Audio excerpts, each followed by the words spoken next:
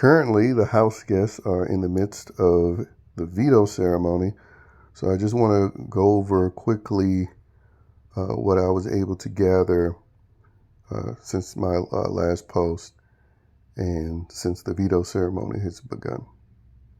Now, it does appear that Vince, even though he was heavily considering putting up KEANU, because Jimmy was pushing very hard for it, I just talked about how it's been Jimmy versus KEANU. But Rachel, of all people, made him reconsider that and continue with his moronic plan to put up his final two, Kelly. Because she knows that now KEANU wants to target Jimmy, and it seems like she is aware that Jimmy has had Rachel on his radar, even though apparently they are part of some heavy hitters alliance. That of course they included Rachel, Vince, Rachel, Mickey, Morgan, Ashley, Jimmy, Zach. I think those are the people that are a part of it. But since there's no rewind feature, and I'm most definitely not, and plus don't have the time to watch the feeds 24/7. But I can't confirm that Rachel's in this majority alliance, and she seems to have Vince's ear. Morgan also told him not to put up KEANU, even though KEANU recently made her upset. Obviously, he was able to rectify that situation since Morgan vouched for him not to go up, because Vince's play seems to be, hey, let me put up people that probably prioritize me more than others, and keep the people safe that I don't even have any conversations with. Like, why isn't he considering putting up Catherine or Lauren or Mickey? I mean, I haven't seen him talk to these people. As much as a target Jimmy is, and it would be a big move, at least he could say he does have an in with Jimmy. Even though I still believe Jimmy's just there to kiss his butt. But, Jimmy has so many targets on him for moving around. I mean, he even has Amy and Ashley. And we know, Amy is supposed to be one of his good friends. But they're questioning trusting Jimmy. So again, him and KEANU are kind of playing the same game of, playing too hard, too fast.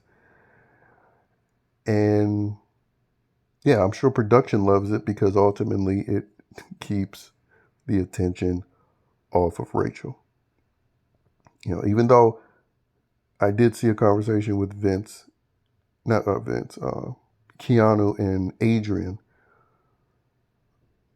about how he still has Morgan and Rachel in mind for targets, which is funny because they just went to Vince and said, don't put up KEANU.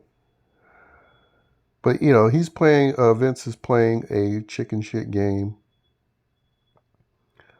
because I gave him credit for how he delivered his messaging to people when he nommed them initially, but he's proven to be one of these guys that he doesn't want to upset anybody, want anybody upset with him. And he's comfortable with risking his allies because they'll be cool with it, or at least, Kelly has made him comfortable with putting him up or putting her up. And so with Kelly going up, yeah, she's going out if she doesn't win the blockbuster. That, or she needs to heavily improve her relationships, because if she's on the block with Amy, for example, she has plenty of ammunition to justify people wanting to take Amy out just because, Amy is a Rachel ally. And I also saw Vince speaking with Riley, saying, suggesting that they have sort of a day one, day two thing going. And again, I have to say, it is quite comical to me that Riley actually seems to have a lot of good relationships in the house. He's not Beast Mode Cowboy 2.0. I mean, he is doing the typical finger painting thing that they have, but again, I've said it before. The men that they cast, outside of the diversity quota, the men that they cast are never 100% men.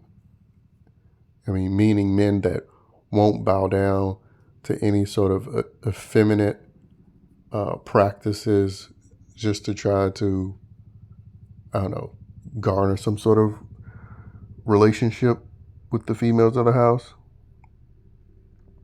It's like, little do they know, the women would actually appreciate it more if there was a man in there that sort of remained in their masculine and not, capitulate to the feminine with the whole, hey, let's do nails, or let's wear a wig, or cross dress for fun.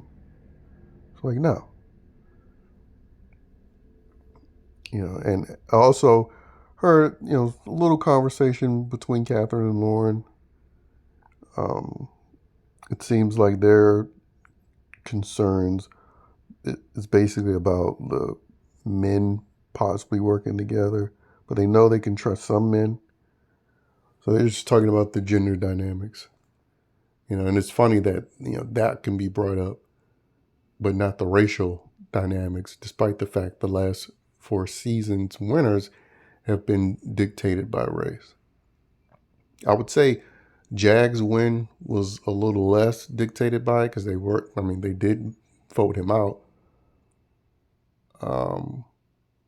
But 23, 24, and 26 for sure were dictated by race. So that would be far more relevant to call out and observe than the gender dynamics. But of course, they're not going to cast anybody in this show that will call that out. And when they did, Kyle, they punished him for it, as we saw. But anyway, last bit of little information. Apparently, Ashley revealed to people that she knows Hannah, and she's tripping over that. I mean, Hannah was horrible. If anything, that should make the non-black house guest, non-POC house guest worried that, well, she's probably going to try to do the Hannah thing and have another cookout or be a part of another one. But yeah, those are my thoughts so far. This might be it for updates today, since now this will make my second one. Whatever happens later on into the day, I'll probably just talk about it in the first upload for tomorrow. But we'll see.